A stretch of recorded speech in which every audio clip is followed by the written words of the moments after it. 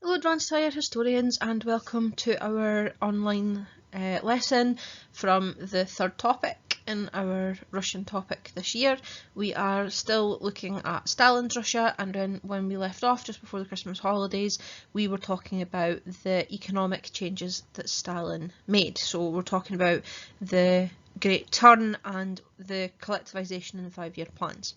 So these next couple of lessons are going to look at collectivisation in the 5-year plans in a little bit more detail. There is going to be an essay task on both of these PowerPoints, but I don't want you to do both essays. I want you to pick which one out of the two that you want to do and do that one.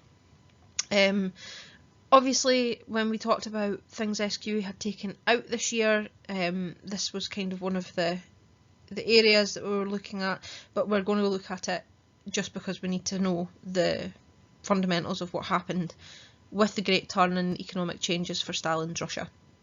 So it's unlikely to be a question in the kind of final exam piece that you're going to have to do, but again it is a really good essay practice for you.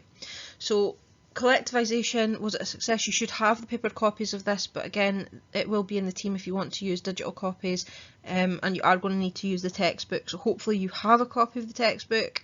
If not, there is a digital copy of the textbook in the team that you can use and you can let me know. So learning intention and success criteria points for this, we're looking at the reasons behind collectivisation and questioning whether or not it met the aims that it aimed to do. And we're obviously trying to do two things. So can you define what collectivisation actually is, and can you make a judgment on whether or not it actually met these particular aims? In terms of reading assignment, it's pages 206 to 218 in the textbook, and that covers the kind of collectivisation period. So make sure you have a look at that as well, and we are going to make reference to it as we go. So overview wise, Stalin really forced collectivisation through at a very, very rapid pace. It was something that he knew that he needed to do in order to get the materials available from agricultural regions in order to fund what he was trying to do in terms of the urban areas. So this modernisation and this planning had to actually be done with money, and the only thing that they could really do for money was to use the exports and things of grain and other things like that. So collectivisation was originally a Lenin and Trotsky plan that was something Stalin adopted to try and ensure that he had as much produce as possible to actually use to buy in all of the goods and machines he wanted to try and get the urban areas up to scratch. Generally speaking, it caused absolute chaos in agriculture, as well as suffering and misery just on a huge scale in general. At the end of the first wave of it, he appeared to kind of relent a little bit and he called a halt, and everybody thought, right, okay, it's been a disaster, that's enough. But then the next year he restarted the programme and then actually increased the targets that they had to meet. The peasants attempted to resist the process and it was just a failure for them.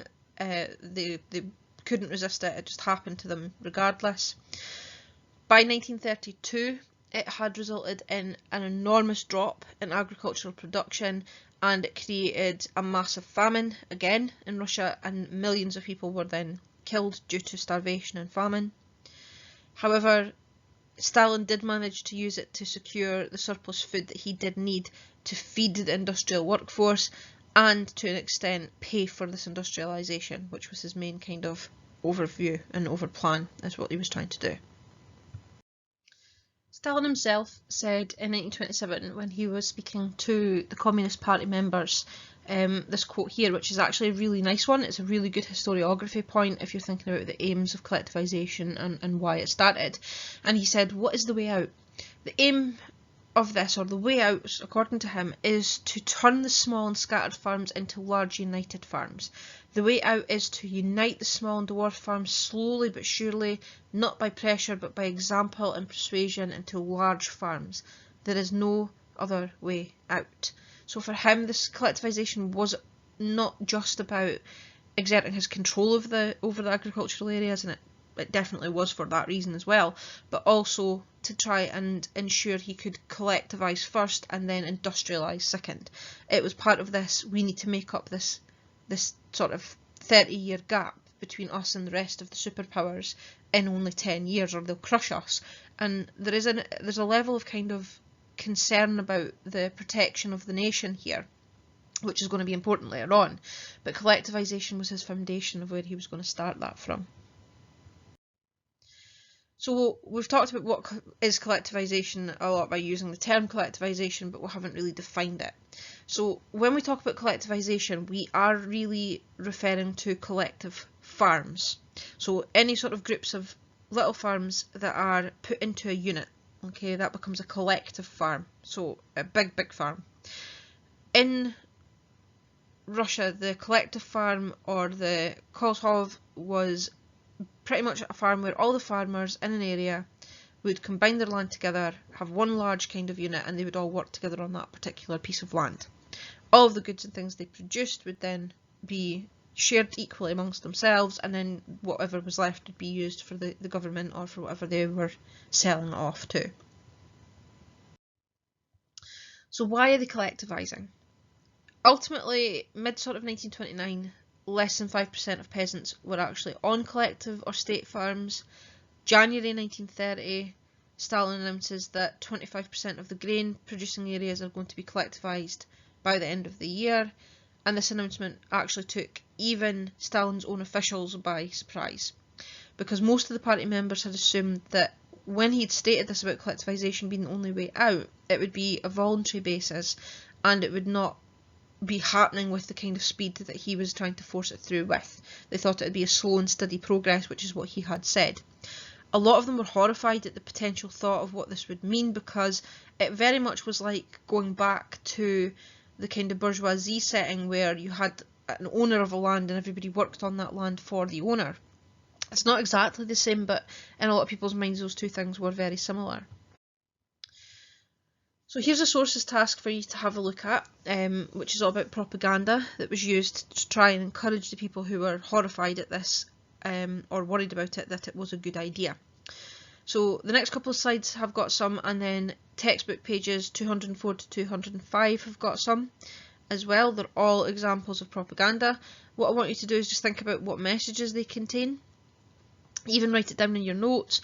Think about what reasons are they showing about why collectivisation is going to be a good thing. Can you see what they were trying to do? Kind of what is the aim that they were trying to do? And you might want to just note down sort of like slide 1, it's trying to show this. Source 12.1, it's trying to show this in your notes, just so you have something to kind of refer back to when you're thinking about the propaganda that was actually used. So this poster, work happily and the crop will be good spring, summer, fall and winter. It's this idea of having a kind of stability all year round that will obviously allow you to have food all year round, which is obviously really important, especially if you're a country that has suffered from famine and starvation in recent years. So collective farming was to give a level of protection from starvation.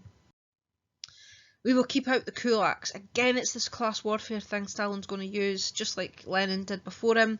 The kulaks are the class warfare group that they're going to attack, and by collectivising it protects you from these people who are out to destroy everything that the communist government are trying to set up. Off to collective work. Look how happy these people look. They are very happy.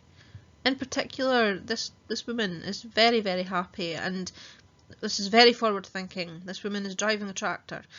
They're all very happy. They want to be there. It makes it really seem like collective work is the best way forward. So very positive about their work and their environment.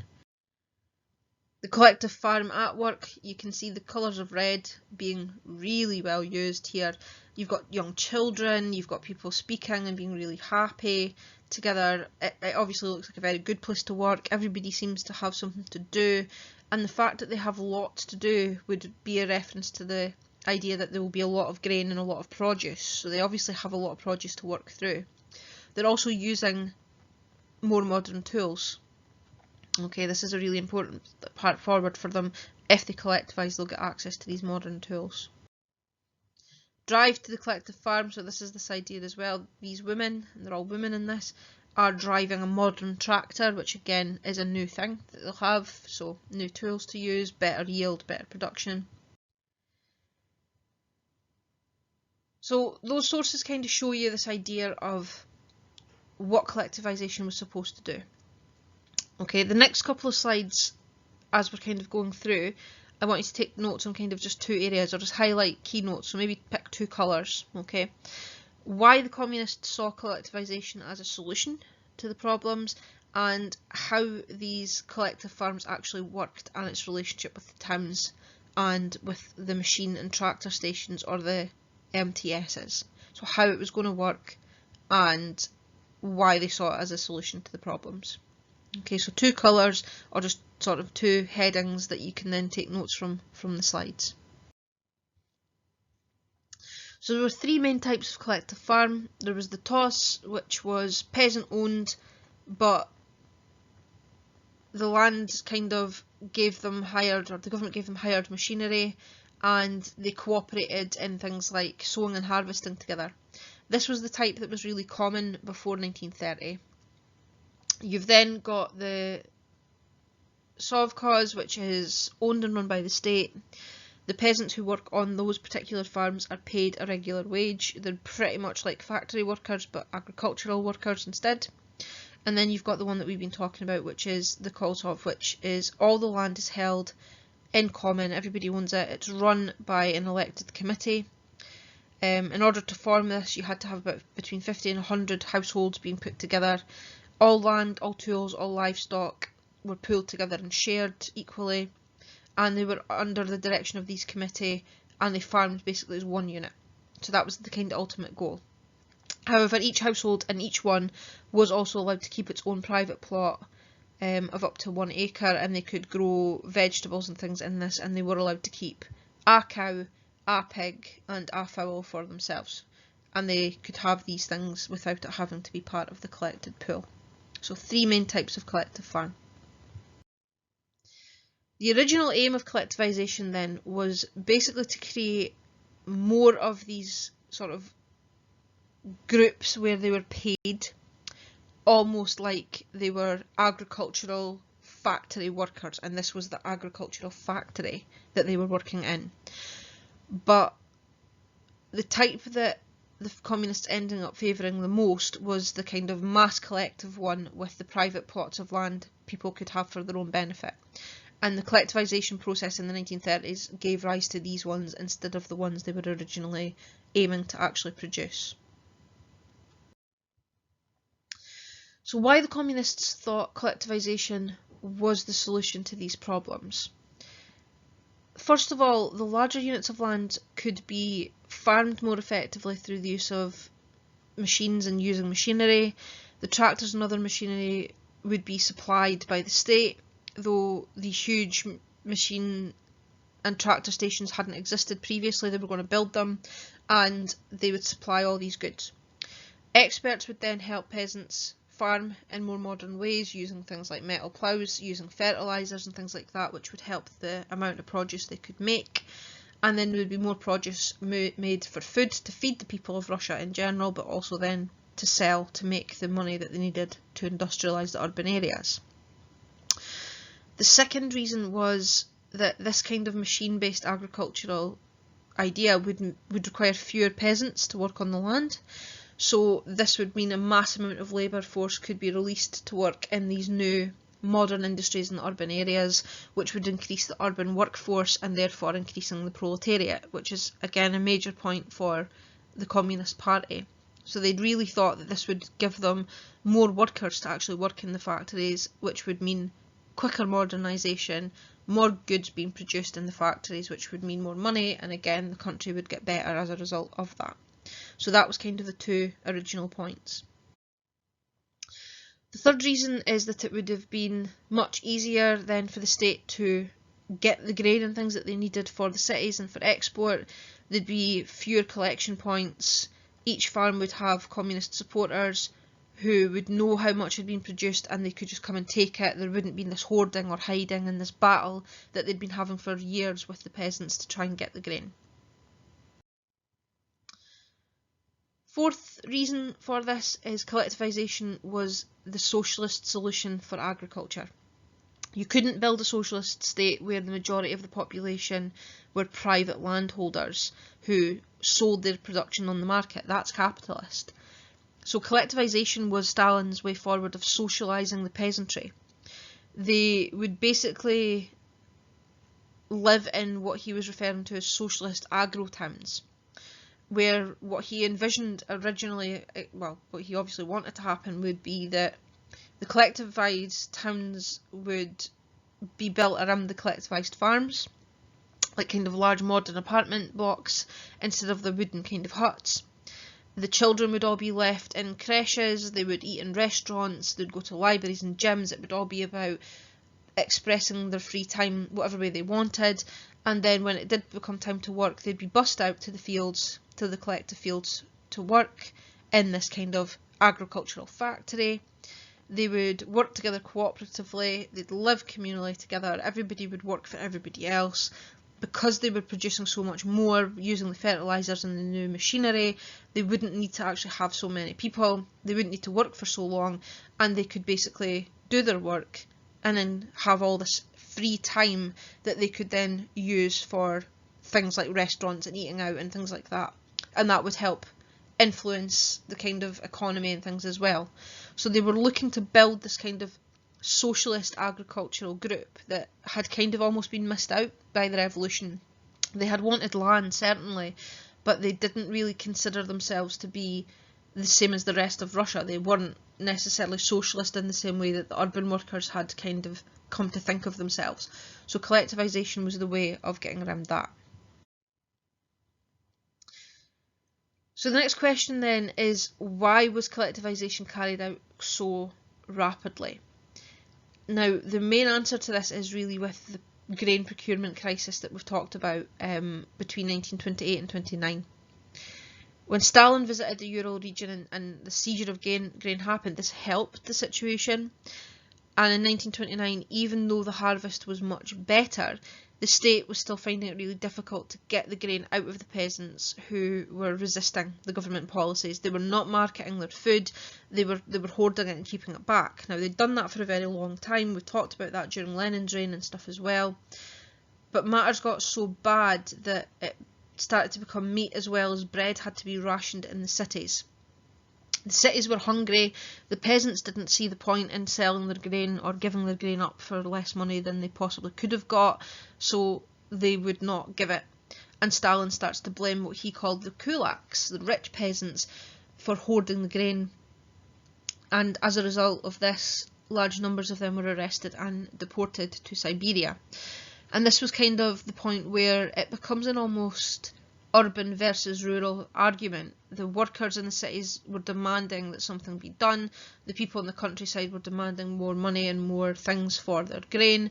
So collectivisation and doing it as quickly as possible was a way of controlling this peasantry element, but also ensuring that there wasn't any sort of other revolutionary sparking happening with the urban workers. Because remember, when they're hungry and starving and facing rationing, that's the points where we start to see revolutionary kind of things happening.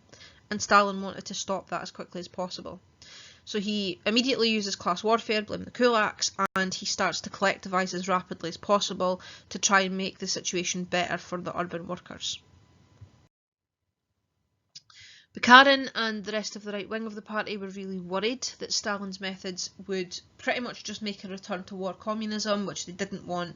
This cycle of violence and rural unrest, shortages of bread and other foods, rationing, they don't want that back. But under pressure from the right, Stalin then agreed to stop these grain seizures in 1928 and try to raise the price of grain to encourage the peasants to actually willingly put more on the market. It didn't really work. There was continuing food shortages in 1929, and then the party swung behind Stalin because it came as Stalin stating, well, we tried it your way, Bukharin's way and the rightists' way, and it's not only gotten no better, it's possibly gotten worse, but also we've now got a year of this situation existing, which means that people's tempers are starting to rise. So when that happens, the rest of the party just fall in behind Stalin and agree that he's in the right, and Bukharin and the rightists are actually removed from key posts within the party. Shortly after this happens, again a good way of getting rid of people that are potentially a threat to him, Stalin announced a policy of forced mass collectivization, and he cited the reasons behind this as breaking the peasant stronghold and stranglehold that they had over the economy. So that's kind of the reason why it was so quick.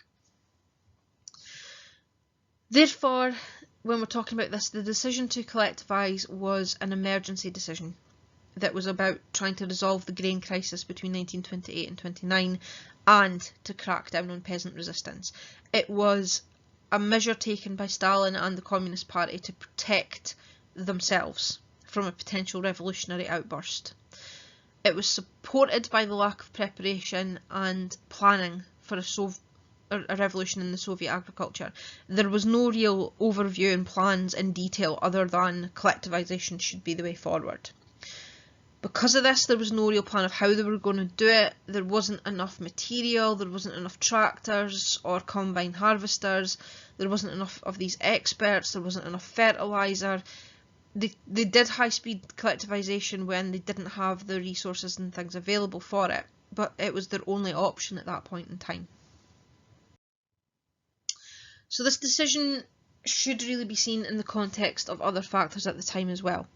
Stalin and the party and a lot of other people wanted to move forward. There was kind of a sense of growing crisis at the end of the 1920s in the kind of urban people in Russia, and again revolution potentially on the cards again, which is bad for Stalin. 1927, you've got this kind of war scare, and that means that Stalin and the rest of the Communist Party are really thinking about, right, what do we need to do for industrialisation to try and ensure that Russia can be protected in a modern war. And this means that there's a more urgent need to get the grain from the peasants, so collectivisation is the only way forward. The party did broadly support Stalin and did want to force the pace of industrialisation to try and solve the kind of peasant problem, because again, less peasants in the country meant more workers, faster industrialisation meant more security from war, which also meant that they had to control the peasants and more grain. Collectivisation was kind of just like this killing 8 birds with 1 stone situation. They were able to kind of blanket a lot of issues by doing this. Historians have also shown that there was a lot of support for collectivisation from the urban working classes. It was not only that they were very hungry and angry, like we've said, at what they saw as kind of deliberate actions from the peasants to hold back food from them. A lot of them did see that the socialisation of the land was a key part of the revolution. It was the way forward for them out of poverty towards this kind of great society that the revolution had promised. And for a lot of them, it was kind of like the last part of the revolution that Lenin had started, or even that had started in February. This land thing was the last thing they had to do in order to finish the revolution and drive it forward. Whether or not they, or even Stalin himself, actually had any idea of what this would actually entail or the cost in terms of human life was a completely different story. They just knew that this was the only thing they could think of as a way forward, and it had to happen. So, task for you to kind of do with this, there's a focus group question on page 208, and it asks you then to make notes under the Learning Trouble Spot box about complicated explanations. So 2 things for you to do there. Feel free to pause the video at roughly about 23 and 50 seconds and do this, or if you want to just continue and go back and do it at the end of the presentation, that's fine as well. So, how collectivisation was actually carried out. There were 3 main methods that they employed to carry through this policy of collectivisation that they've decided to use at this point. There is force, terror and propaganda. Now these 3 things are going to be really important for Stalin's rule as leader of Russia in general: force, terror and propaganda. Stalin returned to the kind of familiar ideology that Lenin had used, this weapon of class enemy and class warfare.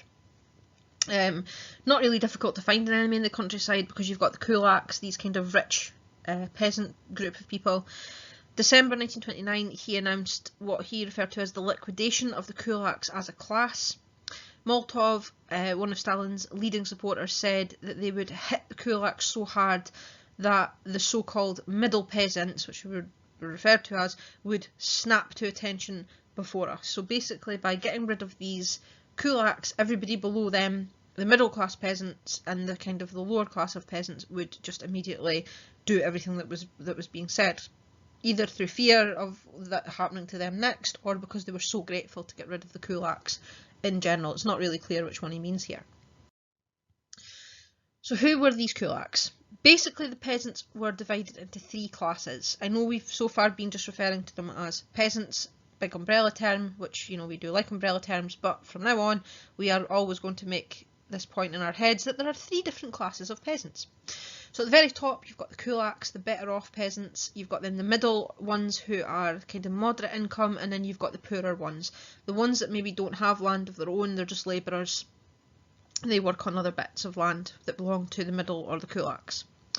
In order to be a kulak instead of a middle class peasant or a middle peasant, you might own 2 horses instead of just 1. You might hire labour at times, and you might produce basically a small amount of surplus grain for your market. There were no rich peasants, okay, they were better off, or they were more rich in comparison to the other groups, but there were nobody that was like a rich peasant.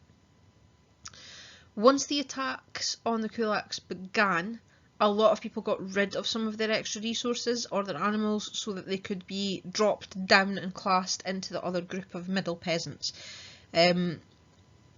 This kind of, they thought, would protect them. In reality, a kulak was basically anyone who officials decided was one. If they decided you are a kulak, that was the end of it, you were one. And quite often, this was actually a mistake on Stalin and the party's part, because those peasants who were the most enterprising, the better farmers, the ones who actually were making more produce, which is what they wanted, tended to be the ones that were better off. So ironically, by getting rid of them, they actually ruined their chances of making this collectivization process, or just agriculture in general, more successful, because they'd gotten rid of the ones that actually had the kind of the ability and the drive to do better. So they kind of shot themselves in the foot just a little bit with that. How was the collectivization carried out again? So the aim of identifying the kulaks as an enemy was basically to frighten those middle and poorer groups into joining the collective farms to save themselves from them. But it kind of backfired in a way, because a lot of the villages were unwilling to identify kulaks, because a lot of them were either relatives or friends. A lot of them had helped them out at various stages over famine and not so great agricultural times prior to the war, and then after the war and after the Civil War. A lot of them had helped them out or lent them animals and things like that, so they were really unwilling to identify these kulaks. Even if they were very unlikely to kind of tell the government all of the people that were kulaks, so you couldn't really round up the mass class of people. Even if you had kulaks that were unliked, in general, people that they just weren't liked, they were still part of the village community.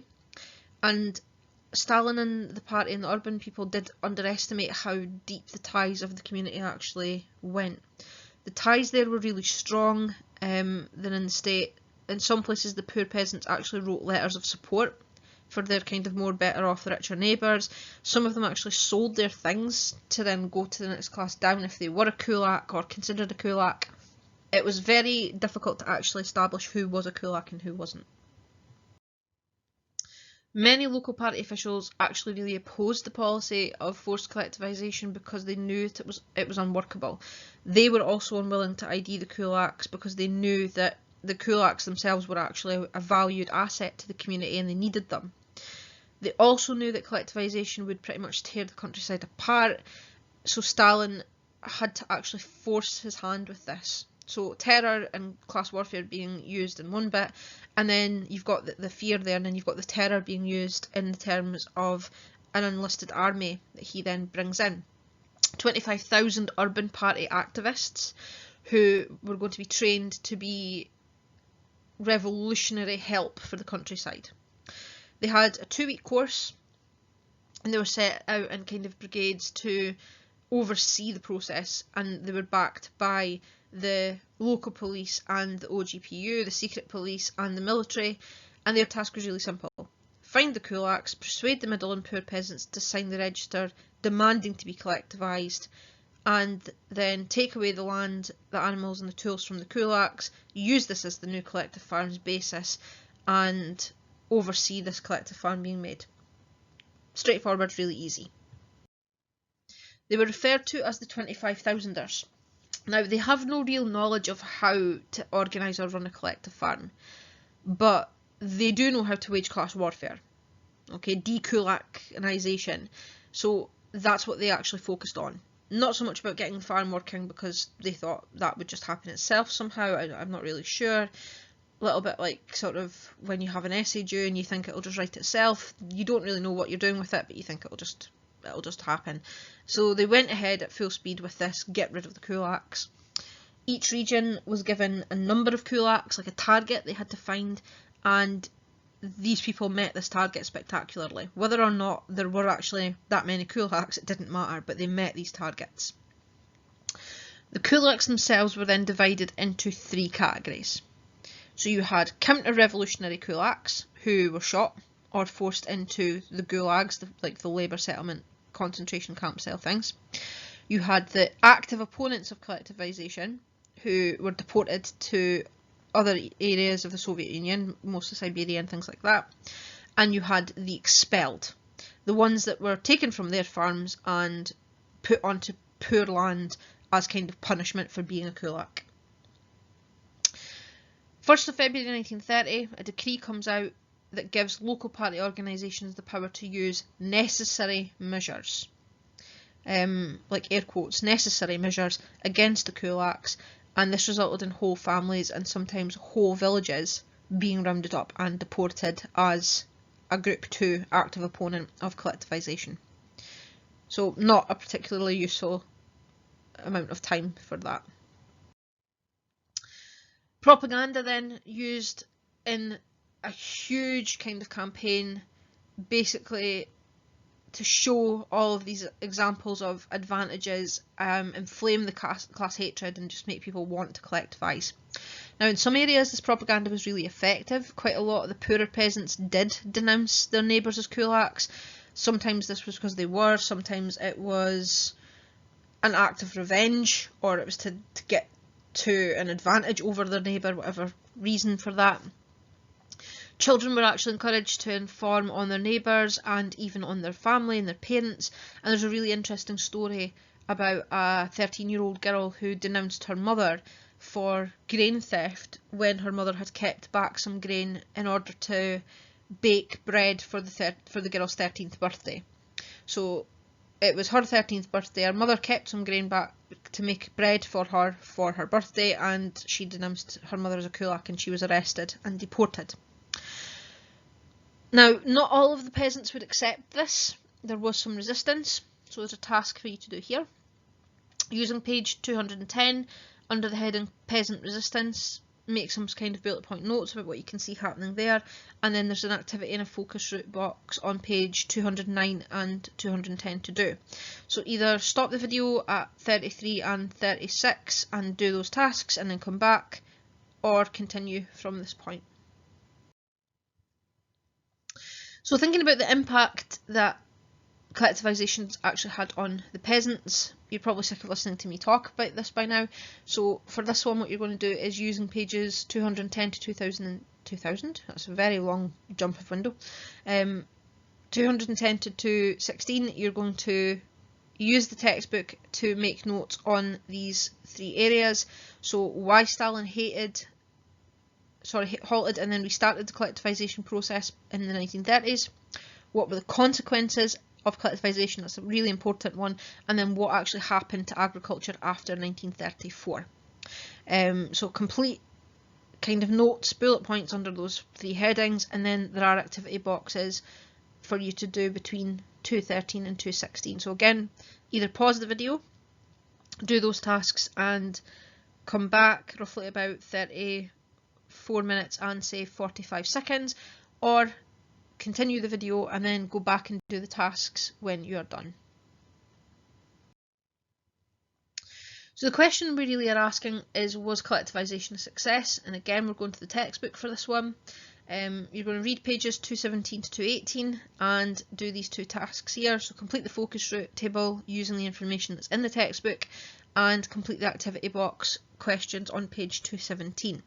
So again, either pause it and do this task about 35 and 15, or come back and do that at the end of the presentation.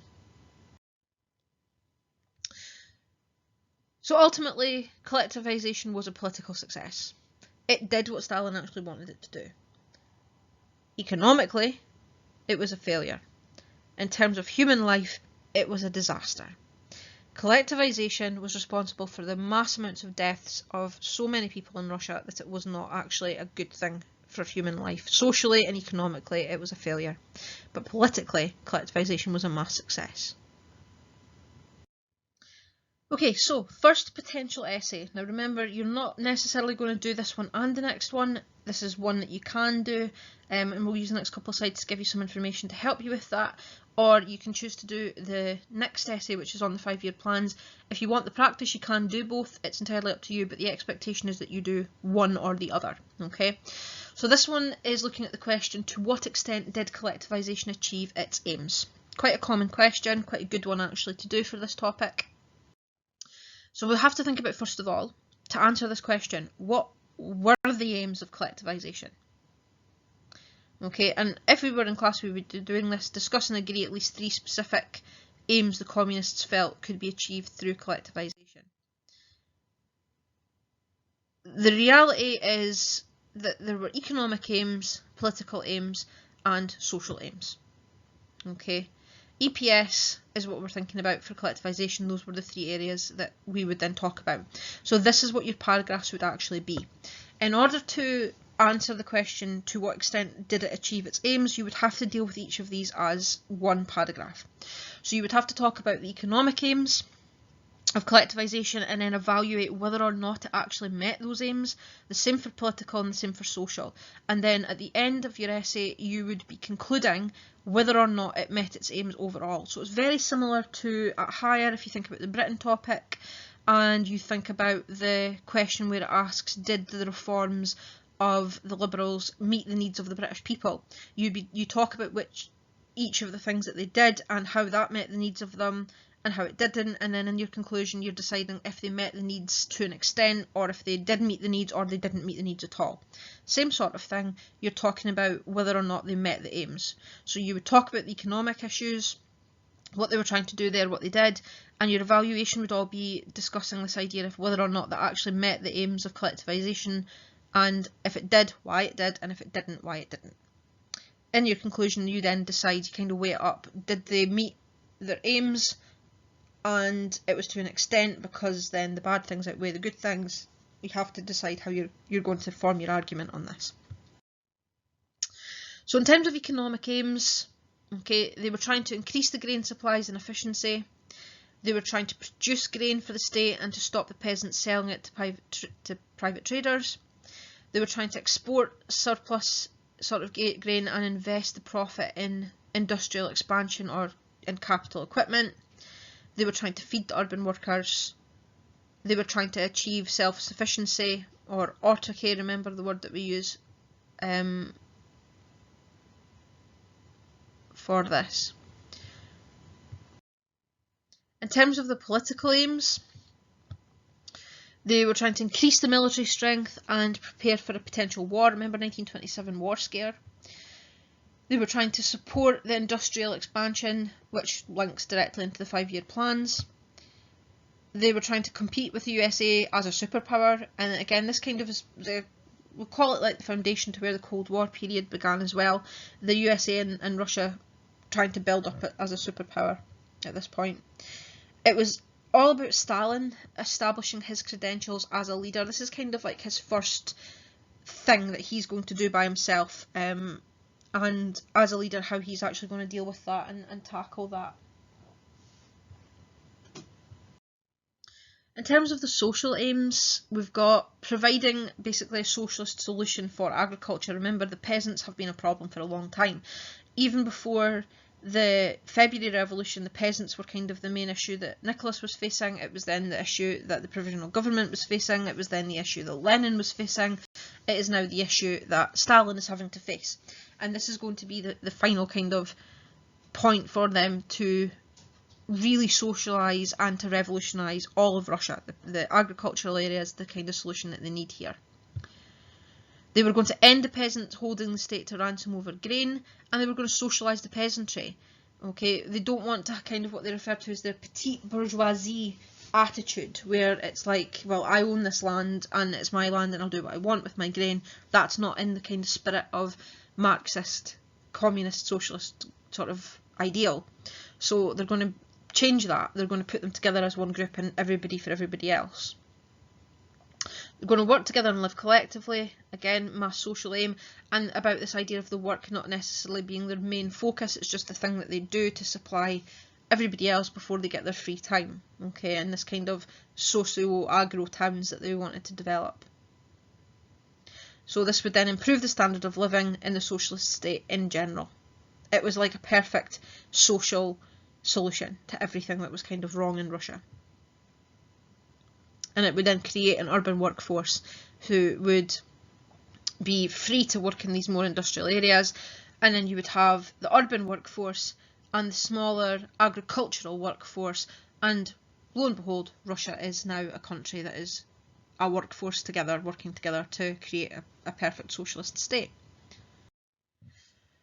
Historians, we do love them.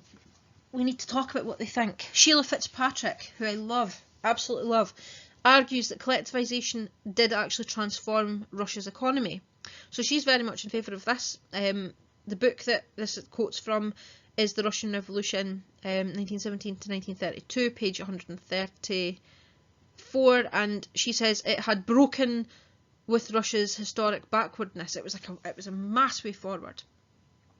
Robert Service, industrial output grew, even at conservative estimates, at 10% annually between 1928 and 1941.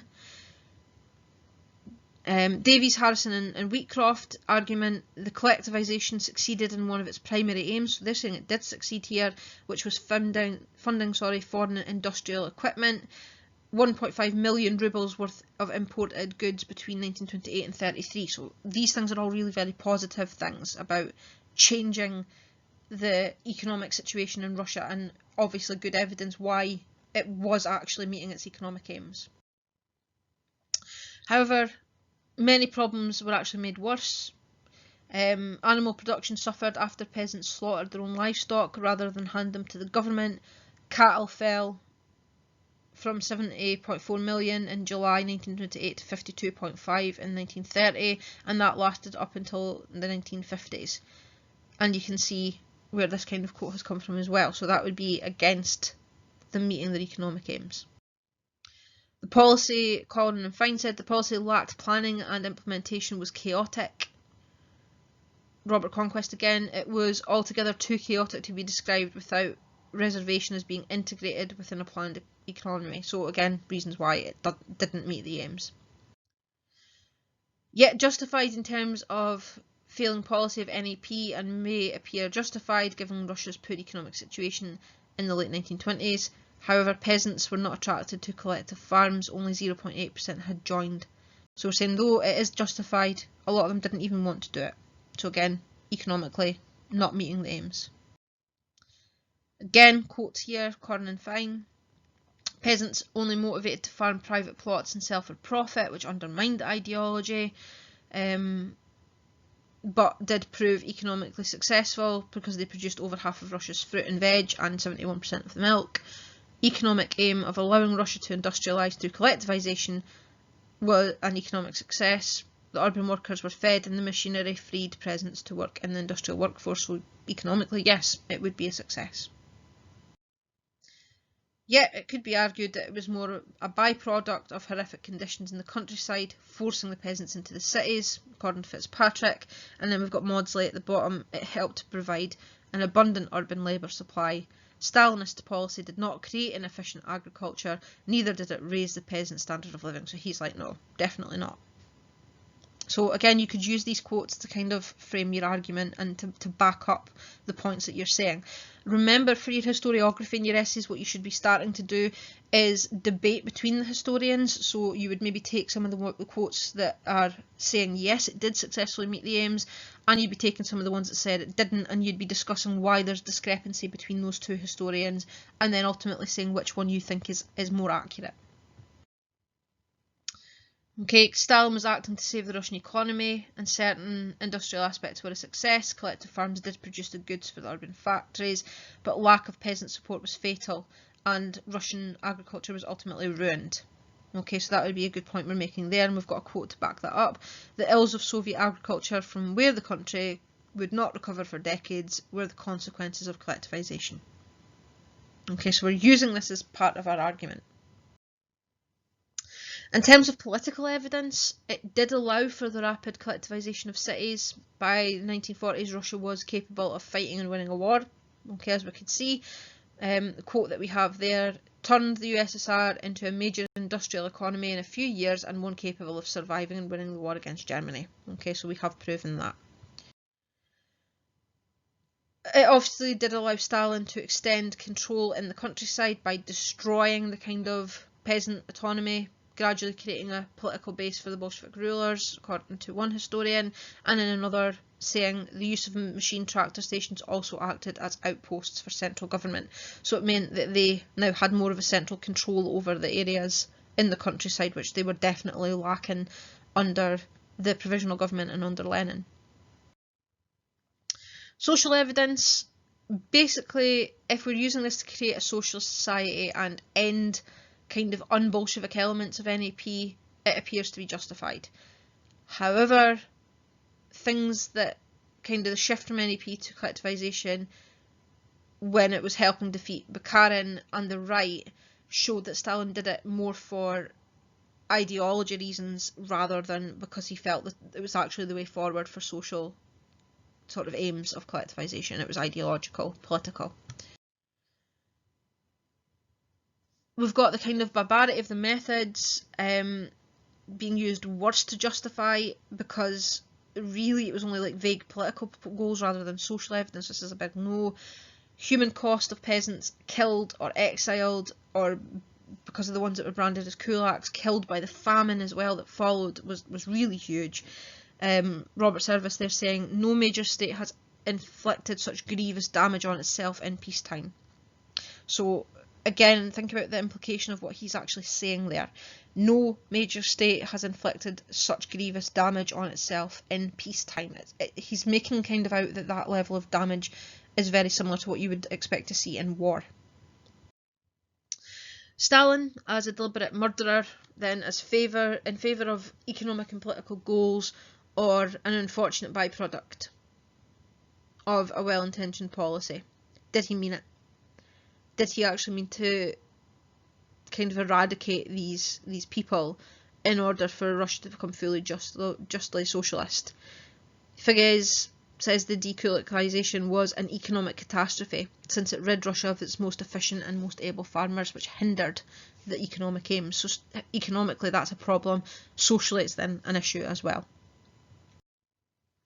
The famine between 32 and 33 shows there's a disregard for peasants, huge death tolls, villages are basically decimated, cannibalism returns, sorry Aidan. Conquest argues that the famine was actually deliberate. Grain and potatoes were produced and left to rot while the peasants starved, and such actions are unjustifiable. It is morally reprehensible in a lot of ways. That's a really good way of putting that, morally reprehensible, that they allowed for this to happen. So socially it's not meeting its aims for that reason. The regime even reintroduced internal passports to prevent the peasants escaping the famine from the countryside into the cities. So again, socially is that actually meeting its aims? The most common type of collective farm was at least in line with the Marxist ideology, but Conquest argues that Sovkov would have been more widely used if Stalin actually did aim for it to be ideologically appropriate as a model of Marx's kind of rural factory. if that was what he was really aiming for, he would have gone with that particular model rather than the one that they actually did go with. The reality was it was just a convenient justification for the brutality of forcing collectivization under the Bolshevik control at this point. For collectivization to be a success and grain production to truly increase, the peasants would have needed to be on side, not forced into this new way of life. So for this to be socially successful, they had to actually accept it. They were not convinced and they were unhappy at the attempts to break up their culture. Only half of the labour in the sort of North Caucasus region actually turned up for work on these collective farms. Absenteeism meant that the collectivisation was hindered and it destroyed the peasants' autonomy. And Service in particular says an entire way of life was being pummeled out of existence. Major problem at this point. So those are the kind of evidence and things that you could use.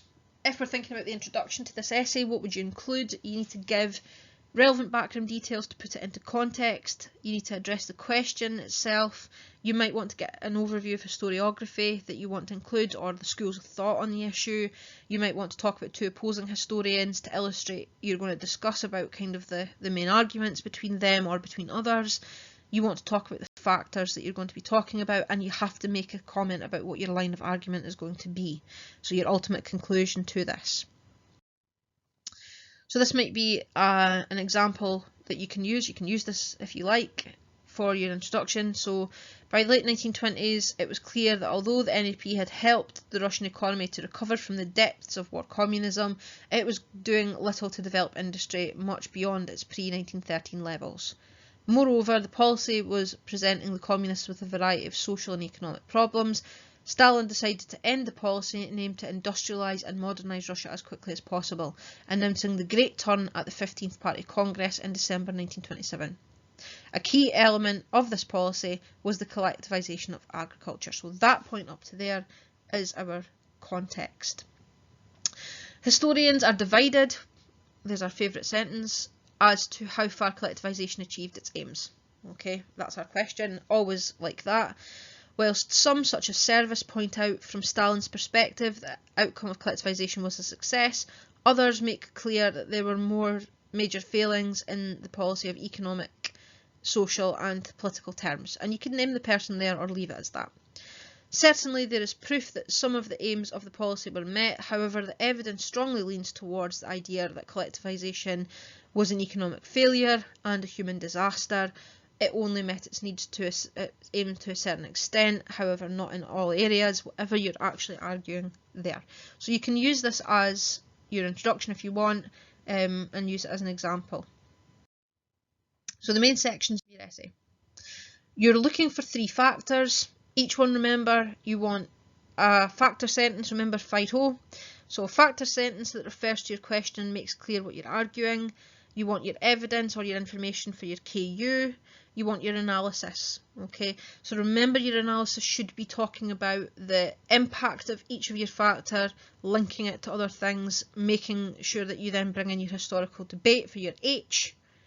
Okay, so analysis and analysis plus for debate, historiography for your H, and then O for your overall evaluation at the end of your paragraph. Now make sure your evaluation is not repeating any of your analysis points. Remember that from higher, that you are giving something new.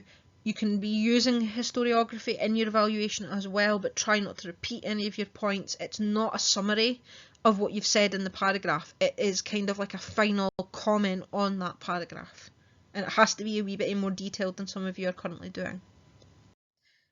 Okay, so here you can see kind of like an example of how a paragraph might start, talking about economically. Okay, the policy of collectivisation appears ultimately to have been a disaster, albeit with some successful aspects. So that's my factor sentence, and then I'm going to talk about my KU, and I've got my KU, my analysis. I might add some historiography in, and then my KU, my analysis or analysis plus, same as you would do normally, and think about what you're actually going to do. So you can pause this and use this slide if it's helpful. In terms of conclusions then, remember that you're trying to summarise the main points of your discussion.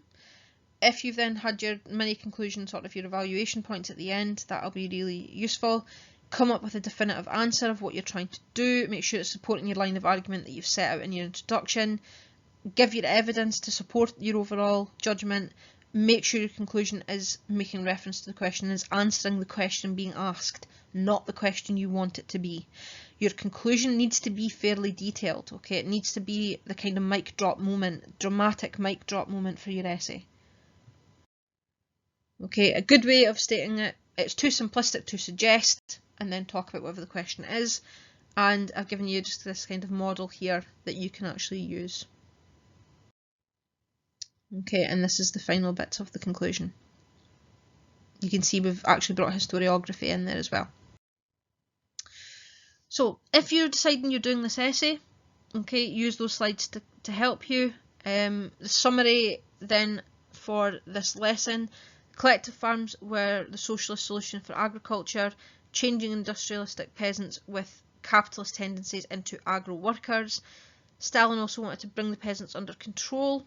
There was a lot of support for this programme, but a high level of resistance from the peasantry. He used terror, force and propaganda to collectivise it, but the brutal methods being used led to mass murder, deportation, huge amounts of arrests and hundreds of thousands of peasants ultimately dying due to famine and other things as well. The peasants resisted by slaughtering and eating their animals and fighting. It led to mass impact on agriculture and in a disastrous fashion. A lot of animals being killed led to a drop in the number of agricultural animals and meat production as well. 1932 to 34, massive famine, return to things like cannibalism, a lot of people killed, millions killed for this one, and vast numbers of peasants fled the countryside to become industrial workers in these new booming industrial centres. So, work through the tasks that are in the PowerPoint if you haven't been stopping and going. If you're choosing to do this essay, you can get started with that. If not, or you want to wait to see what the second essay looks like and then pick between the two, that is totally fine. If you're doing both, just let me know you want to do both as practice, and that's fine as well. Any questions or concerns you have, let me know, either by email or putting a message in the team.